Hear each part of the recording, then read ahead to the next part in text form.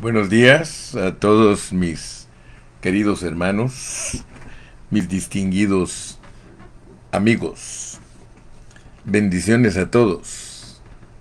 Gracias al Señor porque Dios nos da vida. Hoy es lunes 10 de junio del año 2024. El Señor nos tiene aquí frente a ustedes para bendecirles con la palabra. Vamos a continuar estudiando las 42 generaciones que Dios usa para dar a luz a Cristo. Y hemos tomado el tiempo necesario para que estas enseñanzas sean efectivas, para que estas enseñanzas dejen huella. Hay un dicho que dice: pasaste por la escuela, pero la escuela nunca pasó por ti. A veces uno estudia en la escuela y se aprende hasta de memoria conceptos para ganar los exámenes, pero como que no dejara nada impregnado en la persona todo aquel conocimiento. Si nosotros estudiamos la Biblia, pero somos descuidados, no ponemos atención a lo que Dios nos ha puesto a hacer, entonces es posible que pasemos por la Biblia, pero la Biblia no va a pasar por nosotros. Lo importante es que la palabra de Dios deje huellas eternas en nosotros, que los conceptos que Dios nos revela se queden grabados en nosotros y podamos entenderlos. Por eso estamos ocupados en Mateo 1:16. Jacob engendró a José. Y tomaremos todo el tiempo necesario para entender bien a José. Y pues para entender bien que Dios se revela a través de personajes o a través de personas, si entendemos eso, hermanos queridos, nosotros vamos a avanzar mucho en el conocimiento de Jesucristo. Nosotros tenemos que entender las formas de Dios y su esencia. Las formas de Dios y su esencia. Lo podemos ilustrar para poder explicarlo. Por ejemplo, si nosotros vemos una mesa, esa es una forma. Si vemos una silla, esa es una forma. Si vemos un ropero, eso es una forma. Usted me preguntará, hermano Carrillo, ¿qué quiere decir usted con eso? No se preocupe, a mí me gusta explicar todo para que todos aprendamos. Por ejemplo, un árbol.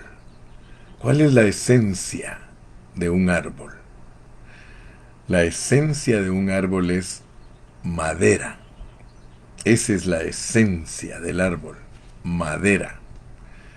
Pero ese árbol nos puede presentar infinidad de formas. Porque de la madera se puede hacer una silla, se puede hacer un escritorio, se puede hacer una mesa, se puede hacer un ropero, una alacena, una mesa de noche. Bueno, yo creo que usted está captando lo que quiero decirle. Que todos debemos ser muy analíticos. Nuestro estudio debe de ser un análisis. Porque si solo leemos por leer, entonces no le vamos a poner la debida atención a lo que leemos. Y la Biblia es para ponerle mucha atención, porque en la Biblia se encuentra la revelación de Dios en su esencia, en sus formas, en sus atributos divinos, en todo. Entonces nosotros tenemos que poner atención, porque la forma que Dios se revela en todos sus asuntos es por medio de formas.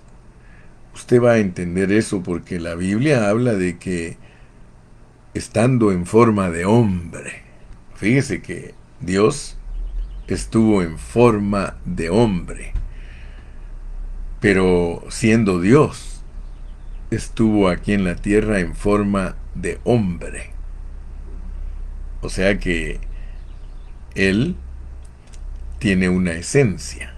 O sea que de acuerdo a la pureza de la palabra de Dios, en Juan 4:24 dice que Dios es espíritu. Entonces, la esencia de Dios es espíritu. Así como la esencia del árbol es la madera, la esencia de Dios es espíritu. A Dios no se le puede ver. Nadie lo puede ver, ni lo verá jamás. Pero Él toma formas para que nosotros podamos verlo. Y una de las formas extraordinaria y súper especial es que Él se encarnó, se hizo hombre. Por eso Él vino en forma de hombre. Pero lo que traía dentro de Él como hombre era una esencia. Él es Dios Espíritu. Entonces, Dios se presenta en formas. Él se presenta en forma de Padre, se presenta en forma de Hijo, se presenta en forma de Espíritu. ¿Y por qué no decirlo? Se presenta en forma de iglesia. Yo sé que, como dice una hermanita del Perú que nos escribe siempre, dice: hermano Carrillo, casi todos los cristianos les gusta la leche. Pero yo, dice ella, me he decidido a no solo querer leche. Yo quiero la palabra con pureza. Quiero la palabra como la desmenuza el ministerio Pan de Vida. De esa manera la quiero, porque aunque tengo 20 años, dice, estudiando la Biblia, apenas ahora que empecé a estudiar con ustedes, verdaderamente empecé a conocer la pureza de la Biblia. Y ella nos dice que quiere una iglesia en Perú de Pan de Vida. Imagínese a Romy Romero Urzúa como pastor en Perú. Porque para eso es que Dios nos instruye, para que nosotros vayamos y cumplamos Mateo 28:19. Por tanto, id y haced discípulos a todas las naciones. Oh, qué bonito sería, ¿verdad?, que uno de los siervos que estudia con nosotros diga: hermano, fíjese que el Señor me llamó a pastorear Perú. Ya no digamos a Jorge Chiriboga, que es vecino del Perú. Ahí cerquita está Ecuador. Pero a veces no tenemos en cuenta el que Dios nos use para llevar la palabra a otros lugares. Así que yo oro para que Dios levante siervos que amen la palabra y que amen a las almas y que sientan en su corazón el llamado de Dios para ir y hacer discípulos. Entonces no pierdan de vista este conceptito con el cual me estoy introduciendo en este día: formas y esencia. Porque resulta que cuando Dios nos quiere hablar a nosotros acerca del reino, no solamente va a usar al Señor Jesucristo, sino que va a usar personajes. Como por ejemplo, ustedes vieron que hemos hablado de José y cómo en él se cumplen tantos tipos y tantos asuntos y tantos aspectos de Cristo. Uno lee la vida de José y es una metáfora para explicar cosas que le pasarían a Cristo. Pero no se quedan solo en Cristo, porque el Señor Jesucristo vimos que resucitó de la prisión de la muerte, que después de resucitado Él fue entronizado con autoridad. Después de eso vimos que recibió gloria, y ayer vimos que recibió dones. Pero todo eso es para que lo experimente la iglesia. Noten pues que hay tipos y sombras con personas que vienen mostrando la esencia de Dios. Me explico, ¿verdad? Todos esos personajes que Dios usa para que nosotros entendamos la palabra son las formas de Dios. Él usa una forma en Abraham, otra forma en Isaac, otra forma en Jacob, otra forma en José. Pero dentro de ellos viene una esencia, la esencia de Dios. Ellos, si usted lee Hebreos capítulo 11, ellos fueron gente que vivió por fe y que fueron justificados por Dios, igual que nosotros los cristianos del Nuevo Testamento. Aunque ellos existieron en el Antiguo Testamento, Dios trató con ellos en una forma divina, en una forma preciosísima, al grado que Dios los pone igual que a nosotros, los cristianos del Nuevo Testamento. Ya vieron que todos esos hombres que Dios usó, Dios viajó a través de ellos. La prueba es que los usó para que naciera Cristo. A veces tenemos asuntos que no muy fácil los comprendemos, pero si nos explican, nosotros podemos comprender. Dios usa formas para revelarse, pero Él viene en los hijos de hombres, hijos del hombre. Usted debe de entender esto que estoy explicando hoy, porque si usted lo entiende, usted va a darse cuenta que Él usó a hombres para atraer su esencia, y luego nace Cristo y continúa esa esencia, y luego continúa la iglesia y continúa esa esencia. La esencia de la iglesia es Cristo. Por eso nosotros tenemos que poner mucha atención a Cristo como el Hijo del Hombre, porque Cristo como el Hijo del Hombre es dado a luz por nosotros. Él viene a ser Hijo de Hombre, porque es dado a luz por nosotros. Él es Hijo de Hombre porque fue dado a luz físicamente, pero no existe solamente esa característica, sino que hay otra característica que es más elevada: dar a luz a Cristo en el plano espiritual, que es mucho más elevado que darlo a luz como familia física. Siempre le he dicho a los hermanos, ustedes aman mucho a su familia, la que lleva su apellido. Los Carrillo quieren mucho a los Carrillo. Los García quieren mucho a los García. Y piensen en lo que estoy hablando. Son muy especiales para cada apellido sus descendientes. Sus familiares que llevan el mismo apellido, ellos los aprecian en un grado muy alto. Yo conozco familias que anualmente hacen una reunión de familia y se juntan hasta 500 personas del mismo apellido y que vienen de varias generaciones. Otros quizás se juntan y son 50, otros 40, quizá otros 20, porque son una familia que no se ha preocupado de su descendencia. Pero quiero que ustedes vean pues que uno tiene en muy alta estima a la familia en la carne. Es muy especial para uno la familia en la carne. Pero eso se queda pequeño. Eso se queda pequeño comparado con ser familiares en la vida del Espíritu. Porque ¿quién se puede imaginar que la madre del Señor Jesucristo es aquel cristiano que hace la voluntad de Dios? Fíjese, se vuelve mamá de Cristo uno. Y ahí a mí me gusta mucho porque dicen, no es padre ni madre el que pare, sino el que cría.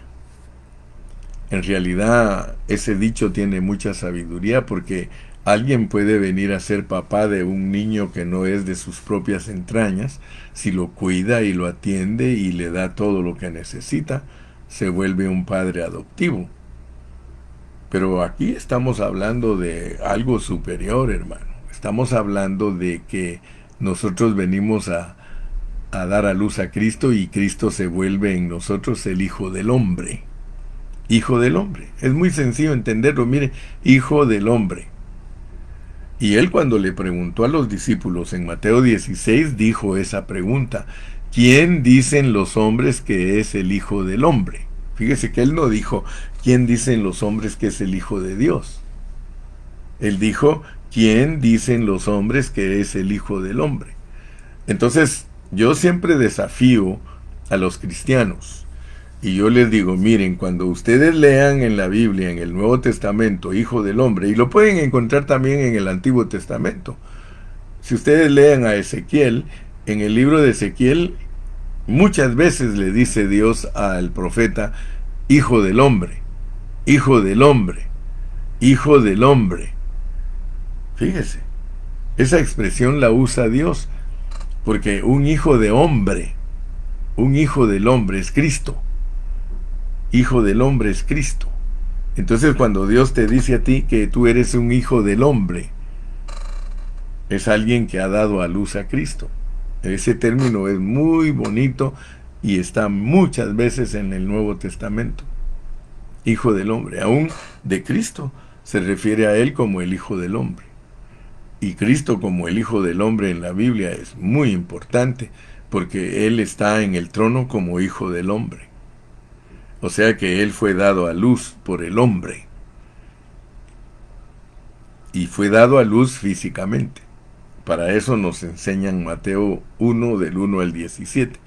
Pero él mismo insistió, Cristo mismo, hermanos, insistió que su madre, sus hermanos y sus hermanas son todos los que hacen la voluntad de su Padre que está en el cielo. Él está diciendo, miren, yo soy hijo del hombre no solamente físicamente, yo soy hijo del hombre espiritualmente, ustedes me pueden dar a luz, solo hagan la voluntad de mi Padre y ustedes me van a dar a luz. Fíjese que hay un pensamiento que es muy bonito entenderlo, porque hubieron hombres de antaño que escribieron acerca de estos conceptos que yo estoy hablando hoy.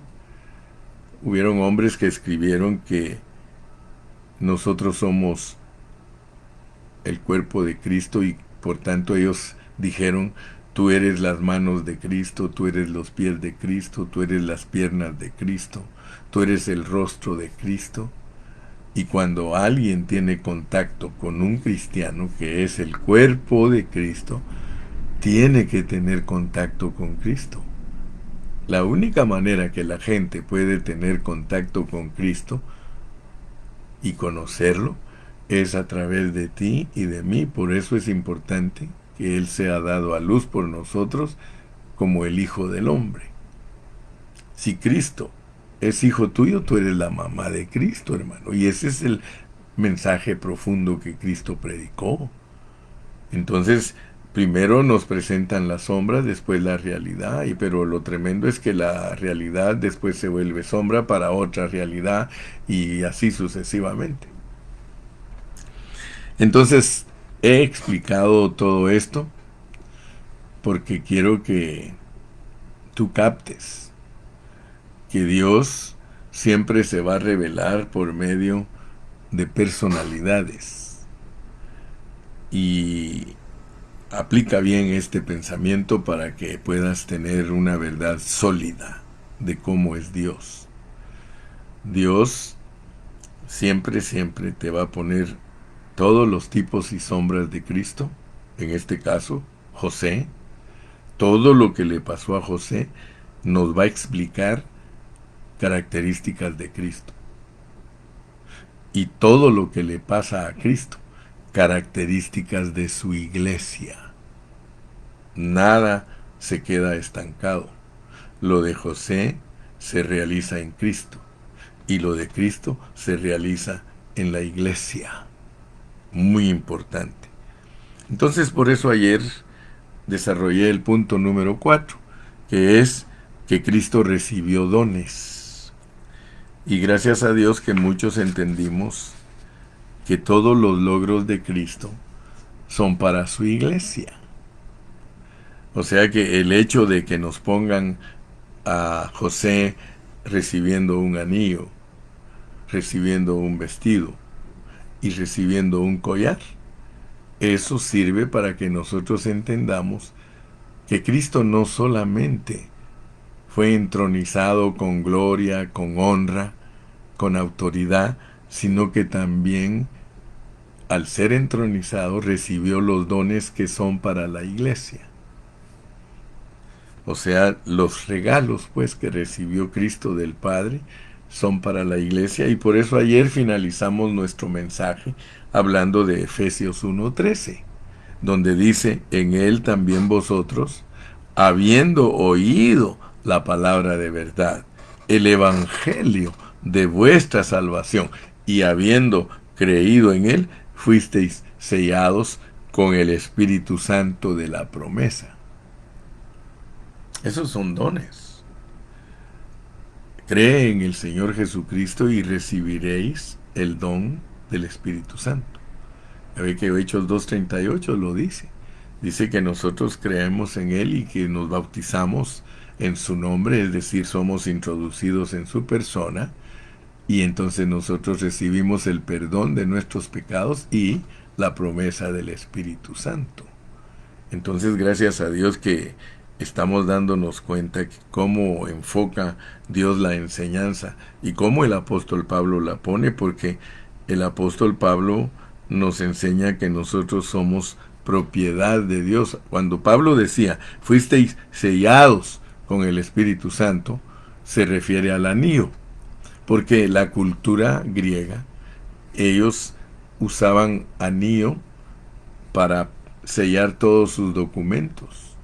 Los reyes usaban el anillo como sello para mostrar que eso era propiedad de ellos. De la misma manera que un finquero, un ganadero, marca su ganado con un sello, quema la piel del buey, de la vaca, del becerro, y queda marcado, y ese sello tiene el nombre del dueño, de tal manera que no se pueden robar el ganado porque tiene dueño. Y Dios a nosotros nos marcó con su anillo, que es el Espíritu Santo. Mire, en él también vosotros, habiendo oído la palabra de verdad, el evangelio de vuestra salvación, y habiendo creído en él, fuisteis sellados con el Espíritu Santo de la promesa. Fíjate lo que hace que tú entiendas que tu dueño es Dios. Quiero saludar a mi hermanita Lupina Martínez, allá en Nicaragua. Hermana Lupina, la saluda el hermano Carrillo. Ayer se bautizó su esposo, el hermano Elías. Fíjese, Dios lo trajo a visitar a sus hijos para que él se bautizara, y ahora, hermana Lupina, ya lo aconsejé bien, ya le dije, usted va a regresar y junto con su esposa escuchen la palabra, estudien la palabra, porque Dios los quiere usar. Fíjese, hermana Lupina, que él me dijo, hermano Carrillo, necesitamos un pan de vida en Nicaragua. Pues usted lo puede empezar, le dije.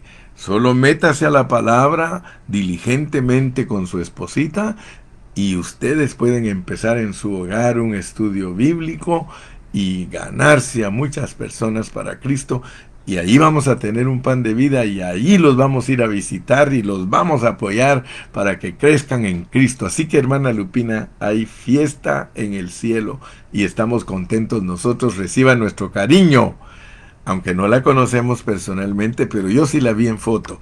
Saludos, mi hermana Lupina. Perdónenme que agarro un tiempo para mis comerciales, pero los comerciales también son parte del programa. Es más, los comerciales son los auspiciadores del programa. Gloria a Dios. Que Dios me los bendiga a todos. Entonces quedamos en que cuando nosotros oímos la palabra de Dios, dice, oímos la palabra de verdad, el evangelio de vuestra salvación, y creemos en Cristo, el Señor nos pone un sello. Con su anillo nos pone un sello y dice, ustedes son míos para siempre. Para siempre. Si los cristianos pusiéramos atención a las enseñanzas en una forma adecuada y correcta, nosotros no andaríamos como pordioseros y fracasados espiritualmente. Seríamos la gente más feliz de la tierra, porque desde el momento en que creímos en Cristo, por medio de la predicación del Evangelio, nosotros fuimos sellados con el Espíritu Santo de la promesa. Y ese sello no te lo puede quitar ni el diablo, ni los ángeles caídos, ni los demonios. Una vez veniste a Cristo, Dios toma en serio las cosas. Si tú no las tomas en serio, eres tú. Pero Dios toma en serio. En cuanto creíste genuinamente, en cuanto creíste en el Señor, por medio de la predicación del Evangelio, en ese momento eres, perdón, eres propiedad de Dios. Eres propiedad de Dios. Así que nosotros sabemos que somos salvos porque hemos sido sellados. Por eso tienes que tener una seguridad de tu salvación. Todas nuestras pertenencias pueden llevar nuestro sello como señal que son de nuestra propiedad. De esa manera no pueden ser tomadas por otros. Dios nos ha sellado para que las potestades y Satanás sepan que somos propiedad de Dios. Conoce el Señor, dice la Biblia, a los que son suyos. Muy bien. Entonces hoy vamos a desarrollar con nuestra lección los puntos 5, 6 y 7. Creo que sí me va a dar tiempo para desarrollar el punto 5, 6 y 7. Y si no nos da tiempo, mañana seguimos, pero creo que sí. El punto número 5 es que Cristo vino a ser el Salvador del mundo, el sustentador de vida, el que revela los secretos. Póngame atención, porque esas características están en José. Por medio de José, nosotros podemos entender que José vino a actuar como Salvador del mundo, vino a ser el sustentador de vida, y no solo eso, revela secretos. Por causa de que el Señor resucitó, fue entronizado y glorificado y recibió dones, Él es el Salvador del mundo. Por causa de que Cristo fue resucitado, entronizado y glorificado y recibió dones, Él es el Salvador del mundo. Lo repito porque en la repetición está el aprendizaje. Él también es el sustentador de vida y el revelador de secretos. Vamos a leer Hechos 5:31 y Juan 6:50 y 51. Lea conmigo Hechos 5:31. Dice así la palabra del Señor. A Cristo, Dios ha exaltado con su diestra por príncipe y salvador, para dar a Israel arrepentimiento y perdón de pecados. Fíjese pues, a Cristo, Dios lo exaltó con su diestra por príncipe y salvador. Fíjese que José pasó por esto. Faraón lo exaltó con su diestra y lo puso como príncipe y salvador de Egipto. Fíjese que José no solo calificó para ser el salvador del mundo porque le dieron todos los dones, sino que también él sustentó con vida, él almacenó trigo por medio del sueño que Dios le dio, le aconsejó a Faraón que almacenara trigo, y cuando Dios lo exaltó, él era el sustentador, a todos podía darles de comer, a todos. 7 años de hambre y él le dio de comer a todos. Y no solo eso, sino que reveló los secretos. Fíjese qué características las de José, que son las características de Cristo. Entonces, respecto a todo esto, yo quiero que usted vea también Juan capítulo 6 y versículos 50 y 51. Juan capítulo 6, versículo 50 y 51. Dice así: Este es el pan que desciende del cielo, para que el que de él come no muera. Fíjese, estoy hablando de un José. Allá José dio de comer pan, él almacenó trigo, él dio de comer, él sustentó a todos los hambrientos. Y el versículo 51 dice, yo soy el pan vivo que descendió del cielo. Si alguno comiere de este pan, vivirá para siempre, y el pan que yo daré es mi carne, la cual yo daré por la vida del mundo. Oh, hermano, qué lindo. Primero Cristo calificó para ser el Salvador del mundo. Y como Él calificó como Salvador del mundo, Dios lo usó para sustentar de vida a todos los hambrientos. Y no solo eso, reveló por medio de Él todos los secretos. Mire, José sabía interpretar sueños, lo cual denota que Cristo puede revelarnos a nosotros todo el futuro. Mire, José tipifica a Cristo en estos tres aspectos. Por esos tres títulos, los cuales están incluidos en el nombre que le puso Faraón, le puso Safnat Panea. Dice que le puso ese nombre a José, Safnat Panea. Ese nombre primariamente significa Salvador del mundo. Por eso es que yo le estoy explicando esto.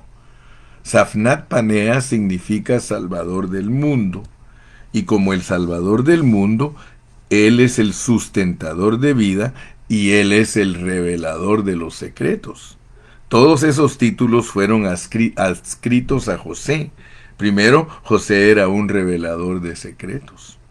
Luego, Él fue un salvador para el mundo. Y luego, Él vino a ser el salvador porque sustentó a todos de trigo. Respecto a José como sustentador de vida, el registro en la Biblia es maravilloso. Faraón tuvo dos sueños. El primero era vacas y el segundo eran gavías. Se recuerda, ¿verdad? Manojos de comida. Eso está en el 41, del 1 al 7. Ahora, porque yo siempre me pregunto, ¿por qué Faraón no soñó 7 tortugas y 7 piedras rojas? Porque ambas, las vacas y el trigo, son para comida. Hoy día nos gozamos comiendo carne asada y pan, ¿no es cierto? ¿A quién no le gusta la carne asada? Perdón, ¿a quién no le gusta el pan? O sea que en la Biblia nos revelan a Cristo como vida animal y como vida vegetal. De acuerdo al orden bíblico, el hombre primero comía vegetales. O sea que hasta después que el hombre cayó, es que Dios le permitió comer carne. Y yo siempre he usado algo muy importante cuando hablo de esto. Les digo que nosotros no podemos ser vegetarianos. Yo conozco amigos que son vegetarianos y fíjese lo que me dice un amigo vegetariano. Me dice, José, yo no soy pecador. Él ni siquiera sabe estos conceptos que yo le estoy hablando a usted. Pero él, como es vegetariano, su mentalidad es que él no es pecador. Él dice, ¿dónde me puedes decir tú a mí que soy pecador si yo no le hago mal a ninguno? Yo no me meto con las personas a obstruirlas o a hacerles daño. Dice, yo no soy pecador y él es vegetariano. Y la mente la tiene de esa manera. Porque solo cuando uno reconoce que es pecador es que come carne. Por eso tú tienes que comerte aunque sea una onza de carne con la lechuga y toda la ensalada. De hecho, la ensalada no tiene proteína. Para que tu comida sea balanceada necesitas un pedacito de carne, un huevo. Todo lo que tiene proteína lo tienes que combinar con los vegetales. Si yo no como un pedacito de carne, a mí se me olvida que soy pecador. Mira a ese vegetariano. Se cree muy limpio, muy puro. Por eso no me gusta el adventismo, porque el adventismo es vegetariano y los hace que se crean muy espirituales, porque no comen carne, ni puerco, ni esto, ni aquello. Bueno, ese es punto y aparte, pero yo quiero decirte que Juan dijo, he ahí el Cordero de Dios que quita el pecado del mundo. Eso está en Juan 1:29. Después de la caída, Dios le dijo al hombre que comiera carne. porque había necesidad de derramamiento de sangre. Tú lo puedes leer en Génesis 9:3. Después de la caída del hombre, el hombre puede comer carne. Yo hasta he usado el ejemplo y les digo que las vacas tienen una dentadura pareja. ¿Sí? Si usted se da cuenta, hay personas que cuando les dan placas, porque ya no tienen sus propios dientes, les hacen unas dentaduras bien parejitas, sin colmillos. Y mire, este es colmillo. Este es colmillo. Yo tengo 2 colmillos arriba y 2 colmillos abajo, mire. Porque yo soy carnívoro. Soy herbívoro carnívoro. El hombre originalmente era herbívoro, pero cuando cayó se volvió carnívoro. Y por eso los dientes que tiene son 2 colmillos abajo y 2 arriba, porque con esos son los que nosotros comemos carne. Son buenísimos para comer la carne. Si nosotros no fuéramos pecadores, tendríamos una dentadura de vaca. A la gente le gusta una dentadura bien parejita, pero no pueden comer carne. Ya a los hombres y mujeres que les ponen placas y bien bonitas y la sonrisa colgate. No, yo prefiero al reírme, mire, todos mis dientecitos medio torciditos, pero son los originales y puedo comer carnita. Gloria a Dios. Así que después de la caída el hombre tenía que tener un suministro de vida, vegetal y animal. ¿Se da cuenta que después de la caída la dieta del hombre es vegetal y animal? De hecho, la vida animal debería ser primero para redención, pero vemos con todo esto que necesitamos la vida animal y la vida vegetal. Cuando nosotros tomamos la cena del Señor, nosotros tenemos pan y vino.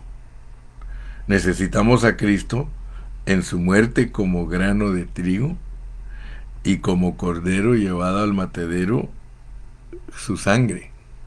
Eso es verdadera comida. Nosotros ahora nos comemos a Cristo. Ahora estás entendiendo que la razón por la cual en la cena comes panecito y tomas vinito, una es vida vegetal y la otra es vida animal. La sangre es de animal. La sangre es de animal y la vida vegetal. Nosotros necesitamos a Cristo como vida animal y como vida vegetal. Entonces, cuando vemos esto con claridad, nosotros nos damos cuenta que la Biblia es un arreglo divino. ¿Sí?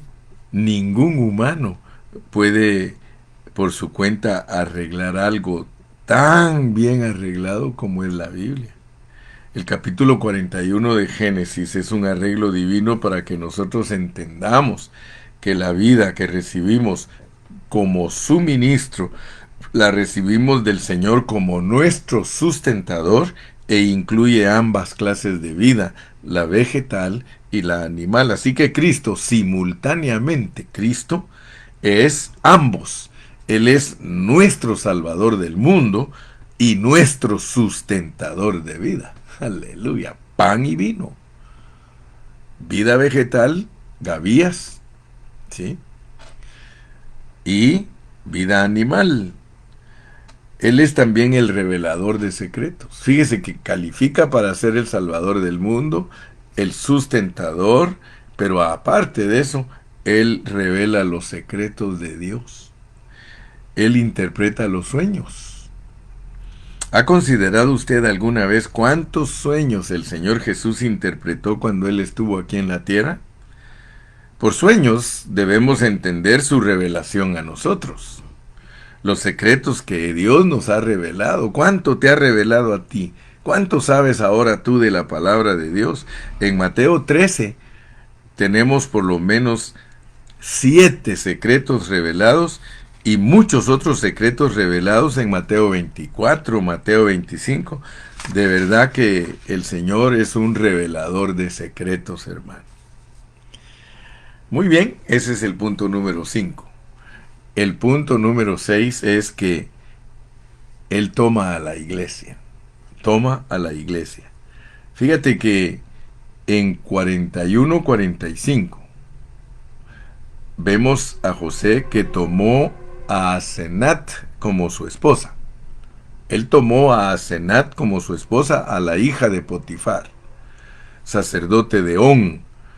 La esposa de José era de un trasfondo de maldición. Era pagana, era una egipcia. José la tomó durante el tiempo que él fue rechazado por sus hermanos. Esto también es un tipo o retrato de cómo Cristo ha tomado a los gentiles como su esposa durante el tiempo que fue rechazado por los israelitas, por los judíos. Mientras él estuvo con los egipcios, él tomó esposa de ellos. En el libro de Génesis nosotros podemos ver a las 3 esposas que son fotografía de la iglesia. 3. Está Eva, está Rebeca y está Asenat, la esposa de José.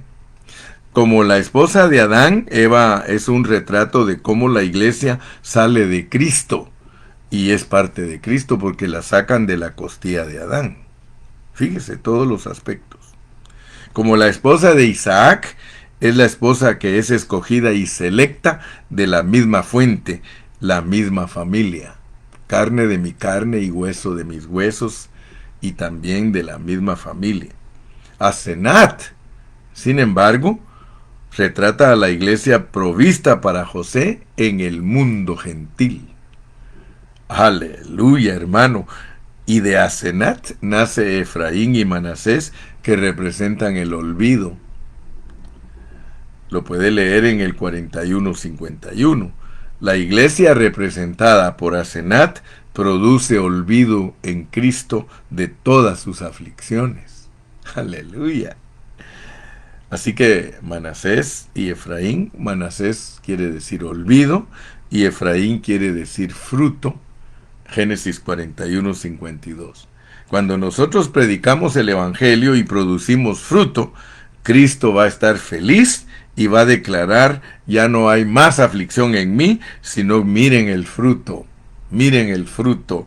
Isaías 53 nos muestra que el Señor tendría fruto de su aflicción. O sea que José sufrió, pero después vio el fruto. Su esposa gentil con sus hijos. Aleluya, hermano. Y por último, les hablo de el punto número 7. Supliendo a la gente de alimento. José suplió a la gente de alimento en tiempo de hambruna, en tiempo de escasez. Leámoslo. Génesis 41, versículos 56 y 57. Génesis 41, versículos 56 y 57.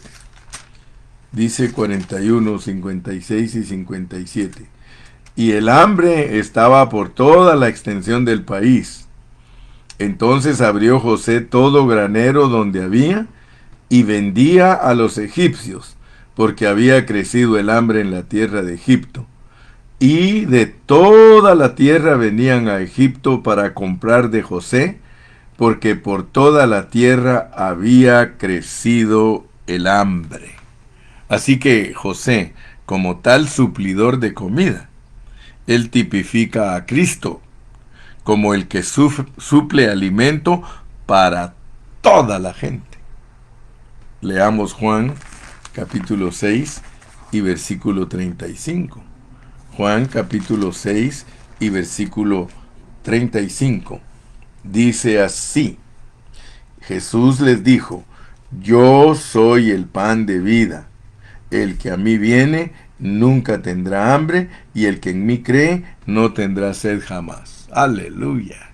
Gloria a Dios, hermano. Hoy día tenemos un gran sustentador, a Jesucristo. Él es nuestro alimento. Él sustenta de comida al hambriento. Y mientras leemos esta historia bonita de José, encontramos que es un suplir inagotable. aunque lo leamos y lo leamos, hermano, su suministro es inagotable. Usted puede leer y leer y leer y leer la historia de José, la historia de Cristo, y usted se va a dar cuenta que el suministro de Dios a través de Cristo es inagotable. Él es el pan de vida, Él es el que nos sustenta, Él es el que nos llena, Él es todo para nosotros. Así que, haciendo un resumen de toda esta lección que nos ocupó 3 mensajes, nosotros vemos que así como José resucitó de la muerte y fue entronizado, también Cristo. Cristo también salió de la muerte y fue entronizado. Y cuando José salió de la cárcel, él fue reconocido y recibió gloria. Y no solo recibió gloria, sino que recibió dones tipificados por el anillo, por el vestido y por el collar. Y no solamente eso, sino que Él es el Salvador del mundo. O sea que Él calificó para ser el Salvador del mundo, el sustentador de vida y el que revela todos los secretos. Y mientras ha trabajado con el mundo gentil, despreciado por Israel, eso es que sus hermanos vendieron a José y lo despreciaron. Así lo mismo pasó con Cristo, despreciado por Israel, y encontró cabida en el espíritu de los gentiles, siendo nosotros perversos, rebeldes. El Señor no le importó, vino a nacer al establo, a un lugar cochino, a un lugar despreciable y apestoso. Esos somos nosotros. Sí, el establo al cual vino a vivir Cristo eres tú y yo. Así era nuestro espíritu muerto en nuestros delitos y pecados. Pero Él vino y se colocó con su pesebrito allí en nuestro espíritu y desde entonces ha ido creciendo hasta que nos va a llevar a ser los que damos a luz a Cristo y somos la esposa de Cristo, el remanente de los gentiles que se va a casar con Cristo primariamente en el milenio y en la eternidad es la esposa, la nueva Jerusalén. Aleluya. Así que con eso finalizamos diciendo que Él es el que suple el alimento para todo hambriento. Venid, comed. Sí, Él es un alimento para todos nosotros. Que Dios te bendiga, que Dios te guarde. Y si Él nos permite la vida, seguimos mañana. Despídete, danos un saludo, despídete allí. El Señor te bendiga, el Señor te guarde. Hasta mañana, hasta mañana. Dios te guarde, mi querido amigo y mi querido hermano. Adiós, mis hermanos. Dios los bendiga a todos.